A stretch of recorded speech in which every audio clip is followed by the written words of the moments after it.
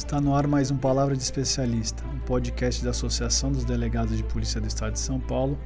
E hoje eu tenho a honra e a satisfação de trazer dois delegados de polícia, estão aposentados, hoje são advogados competentíssimos, já passaram por diversos departamentos dentro da polícia com trabalhos de excelência. Tenho a honra de trazer o Dr. Adilson José Vieira Pinto, que foi meu diretor na academia quando eu ingressei na polícia, e o Dr. José Pedro Zacariotto, que é professor da Cadepol também, tem excelentes trabalhos dentro da polícia. Eu queria agradecer, hoje é uma satisfação, uma modelagem nova, né? 2 entrevistados, vocês nunca viram isso, que são 2 mestres de direito aí, e tenho certeza que você mesmo, não sendo bacharel, vai gostar muito do nosso papo aqui. Muito obrigado pelo convite, Rodrigo. Uma satisfação estar na ADPESP pela primeira vez na condição de entrevistado. Sempre estive aqui na condição de associado e presente nas mais importantes manifestações da ADPESP, sempre apoiando aí as melhorias que a gente sempre buscou, continua buscando e ainda buscaremos. Muito obrigado. Doutor Zacariotto. Eu faço minha as palavras do Adilson de gratidão, é realmente um prazer, uma honra poder fazer parte desse programa e uma satisfação enorme poder dividir um pouquinho da nossa experiência enquanto delegados, enquanto professores, enquanto advogados, né? Com todos aqueles que têm esse tema da polícia, o tema do poder disciplinar na atividade policial, do direito administrativo sancionatório, ou seja, com todos que se interessam por esse debate, né? Bom, eu vou passar um breve currículo dos doutores. Dr. Adilson José Vieira Pinto, ele é delegado de polícia aposentado, fundador do Vieira Pinto Sociedade de Advogados, tá? Ele é o sócio fundador. Também foi diretor da extinta Assessoria Técnica da Polícia Civil e da Cadepol, da qual fiz curso durante a gestão do doutor à frente da Cadepol, excelente por sinal. E o doutor também é professor da academia, não só da Academia de Polícia desde 1992, mas também de outros institutos de ensino. Dr. José Pedro Zacariotto, também é delegado de polícia aposentado, sócio do Dr. Adilson no Vieira Pinto Sociedade de Advogados, também professor da nossa querida Cadepol. Não tive o prazer de ter aula com ele, mas sei que muitos colegas já tiveram, muitos policiais já tiveram e falam que é um excelente professor da Cadepol. Bom, eu gostaria de começar perguntando até para o Dr. Adilson, né? Nós temos uma lei orgânica da polícia, não sei se o público sabe, todas as polícias do Brasil, elas são regidas por uma lei orgânica estadual, né? Ainda não foi criada uma lei orgânica nacional, está em debate em Brasília, mas aqui em São Paulo nós temos a Lei 207 de 1979, é uma lei que rege a Polícia Civil, né? E que teve uma atualização em 2002, né? Ou seja, 20 anos atrás. Doutor, você acredita que essa atualização de 2002 pela Lei Complementar 922 foi suficiente? Rodrigo, o nome que se dá à alteração, importante alteração sofrida pela lei orgânica, responde à sua pergunta. Porque ela foi denominada de via rápida.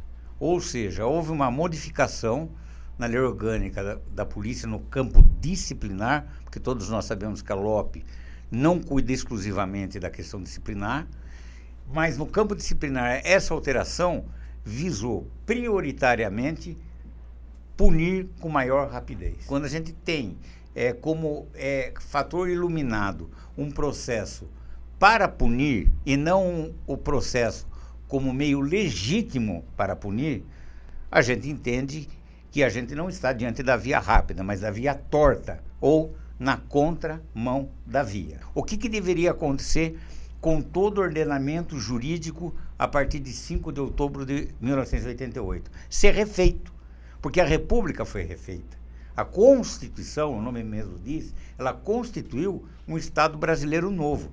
Mas não é possível termos um Estado brasileiro novo com as leis do Estado brasileiro que sucumbiu, que foi inumado.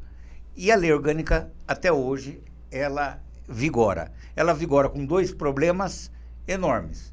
Boa parte dela absolutamente defasada e O pior, muitos dispositivos absolutamente colidentes com o primado constitucional do devido processo, né, que se harmoniza ali com o princípio da dignidade da pessoa humana, princípio fundante do Estado brasileiro.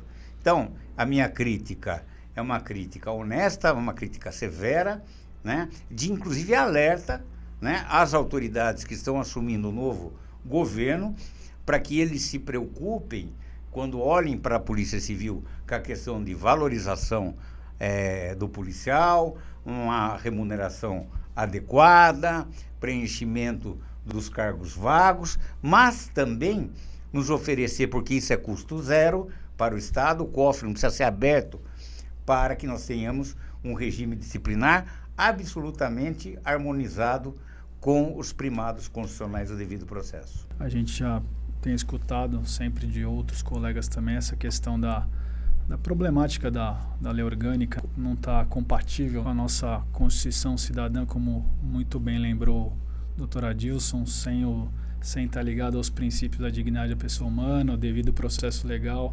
Queria que o senhor também explanasse um pouco a respeito dessa questão da LOP aí, a Constituição, né?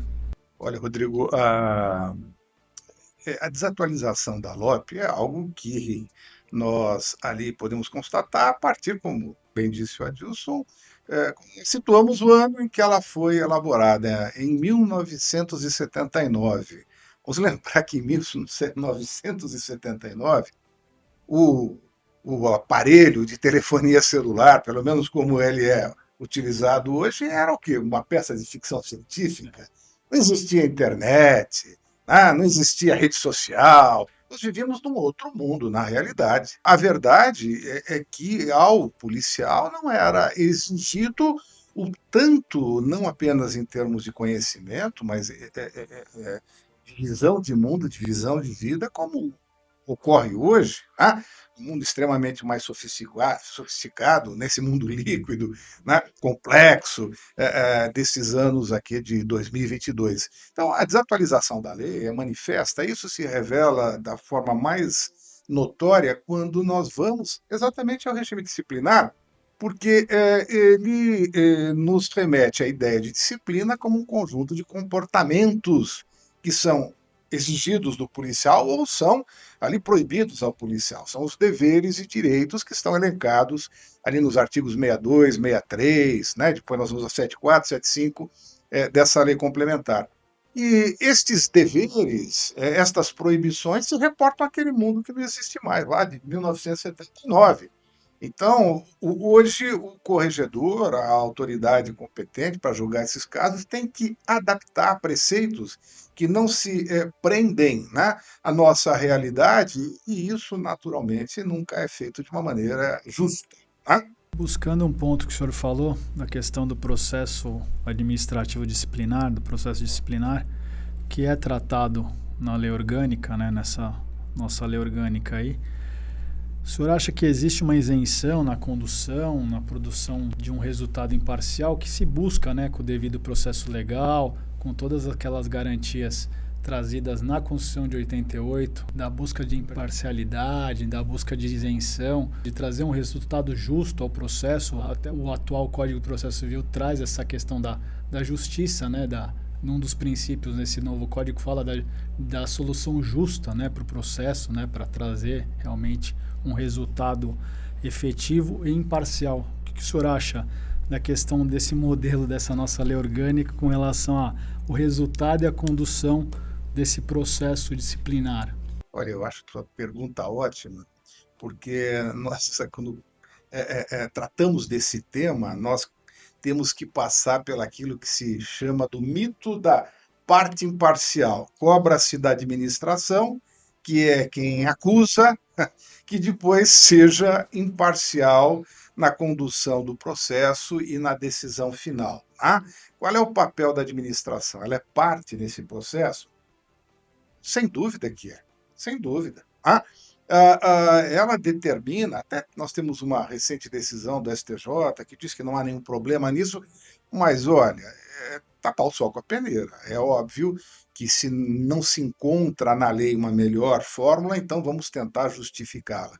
Mas o atual sistema que determina que a administração valore inicialmente uma conduta e depois promova a perseguição, né, ali de uma punição para o acusado e que ela, ao mesmo tempo, seja imparcial na busca desta responsabilidade e no julgamento, é óbvio que nós percebemos que isso é, no mínimo, potencialmente falível, potencialmente suspeito, né?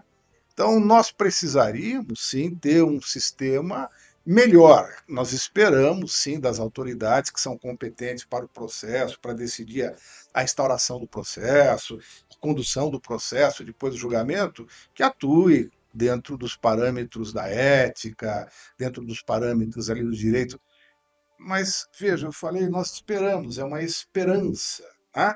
Só que as pessoas são falíveis e nós podemos aqui de plano dizer que existe uma armadilha psicológica nesse sistema todo, onde normalmente essas autoridades caem. Certo, alguma parte aí, doutor? Não, Nessa questão? uma parte não, eu vou exemplificar, trazer o que academicamente o Zacariotto trouxe, uma realidade também muito próxima de todos do ramo do direito.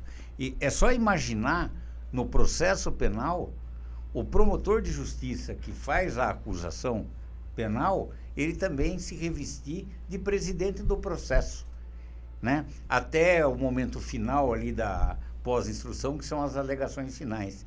Imagina um promotor que faz a acusação, faz a denúncia, ele mesmo conduz o processo, ele é o destinatário da prova, ao final ele propõe, aí aparece o juiz que vai julgar a partir de um processo conduzido por uma parte.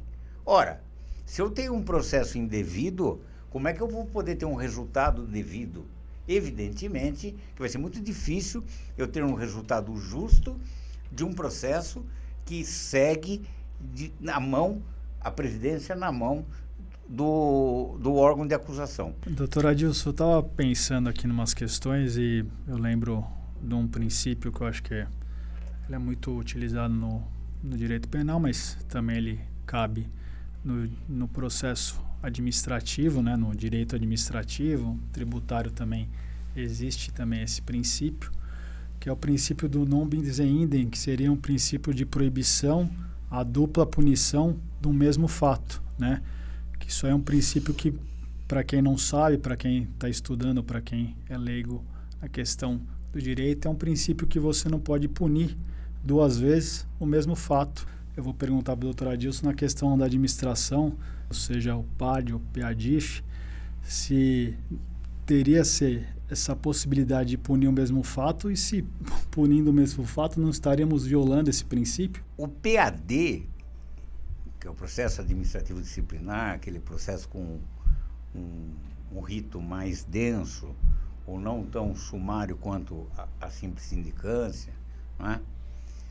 Ou a própria sindicância, eles sempre são instaurados quando você tem, em tese, a partir de elementos coligidos antes, ou através de uma apuração preliminar, ou advindos de um próprio inquérito policial também anteriormente instaurado, quando existe a possibilidade de estarmos diante de um ilícito administrativo, de natureza disciplinar, que vai ensejar, eventualmente, um apenamento daquele que foi acusado, ou através de uma advertência, ou uma repreensão, ou uma suspensão de até 90 dias, demissão, e até na questão da cassação da aposentadoria, que também é um tema bem controverso.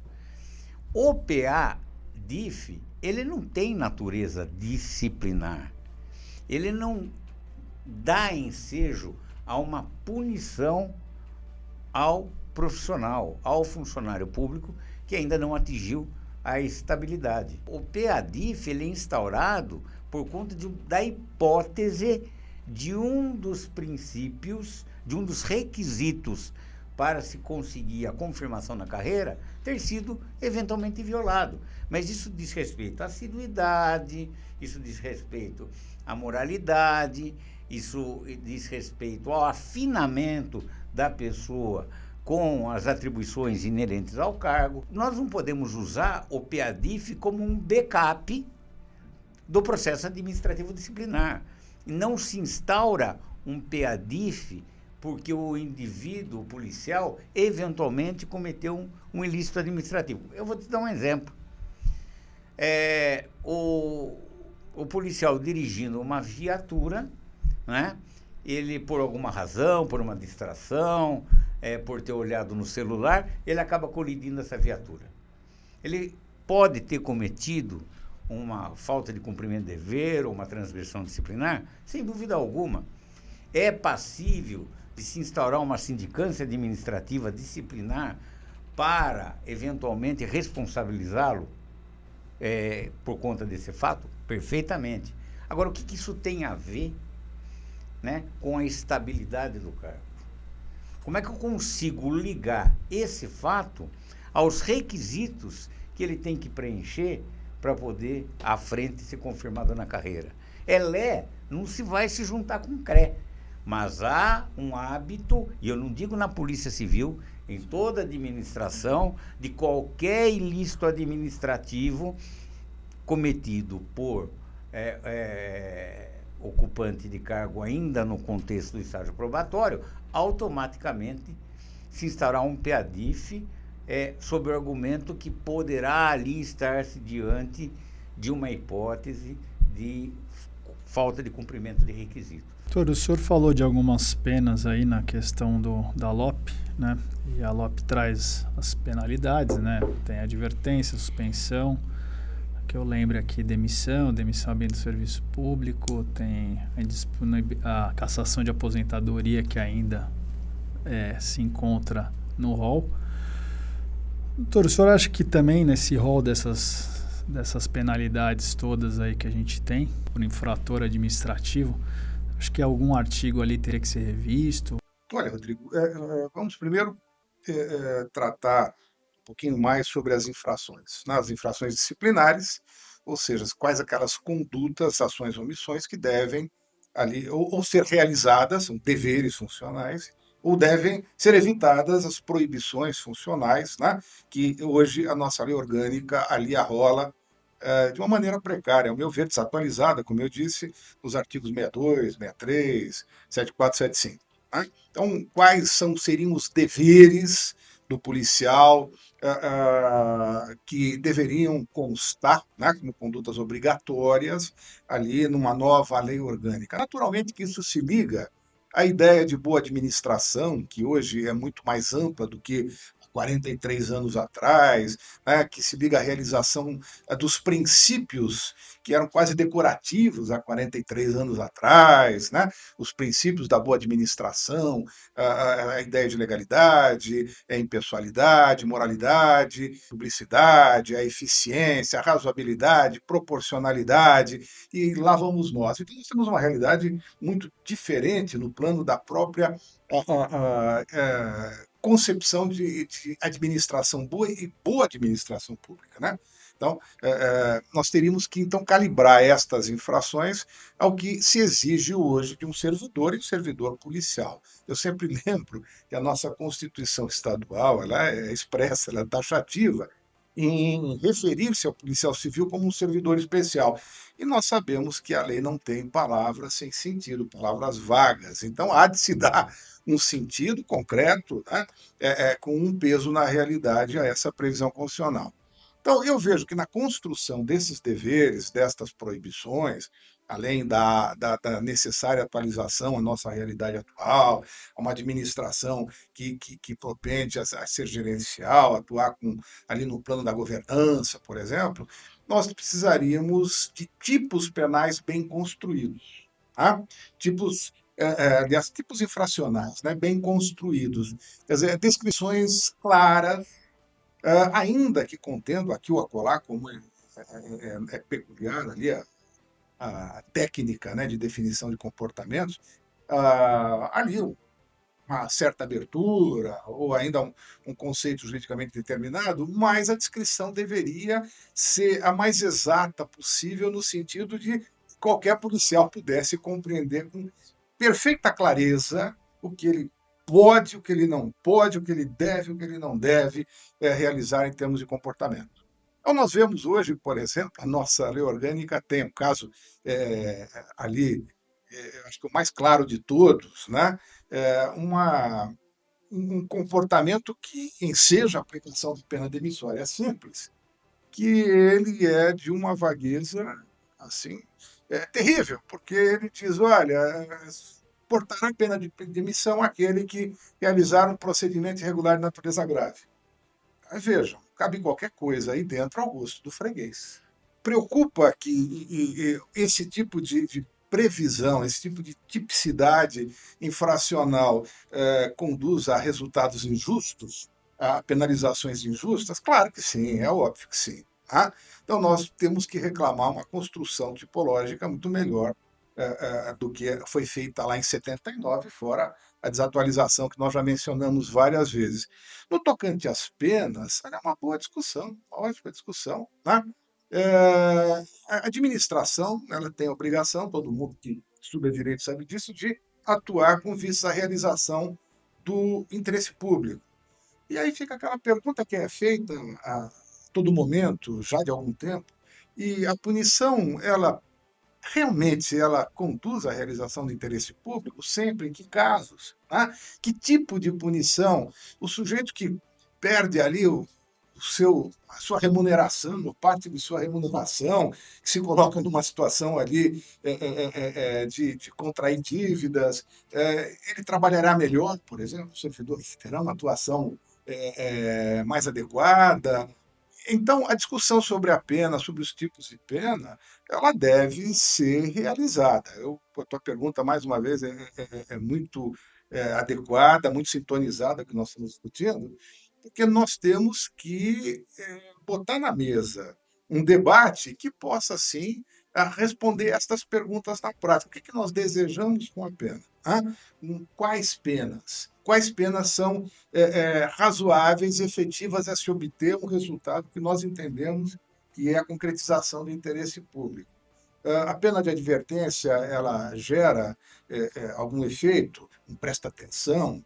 A repreensão, que hoje convive com a advertência, né, não é a mesma coisa exatamente, mas ela tem efeitos aflitivos maiores, mas realmente esses efeitos são suficientes a fazer com que alguém seja desestimulado à prática infracional. Bom, isso carece de discussão. E uma discussão baseada em experiências. Né? Mas tem alguém com os olhos voltados à aferição desses resultados da prática ao longo dos anos, destas penas? Quais foram os efeitos obtidos? Então, falta estudo, gente. Falta estudo, falta se debruçar sobre essa realidade disciplinar, já que ela vem sendo praticada mais das vezes por uma necessidade legal, mas de forma burocrática. E o interesse público realmente fica ali, fica ali guardadinho, fica na estante olhando tudo. Bom, senhores, o papo vai continuar, tá? Iremos para uma segunda parte do programa, essa é a primeira parte da entrevista. Tenho certeza aí que vocês tiveram aula de direito administrativo, penal, constitucional, com esses dois mestres aqui, grandes expoentes da Polícia Civil, hoje estão trabalhando na advocacia, mas continuem aí conosco, não percam a próxima parte dessa entrevista. A gente vai falar de lei de improbidade, falar mais alguns aspectos de direito administrativo da nossa LOP. E sigam nossas redes sociais, sigam também a rede social do escritório do Dr. Adilson e do Dr. Zacariotto, né, que é o Vieira Pinto Sociedade de Advogados, um Instagram muito bem feito ali, bem atualizado, né, tem bastante dicas de direito, julgados aí, principalmente quem é bacharel, quem é operador de direito, colegas aí, delegados. Eu fico por aqui e não percam a segunda parte da nossa entrevista, que eu tenho certeza que vocês vão gostar igual estão gostando da primeira. Forte abraço a todos, até mais.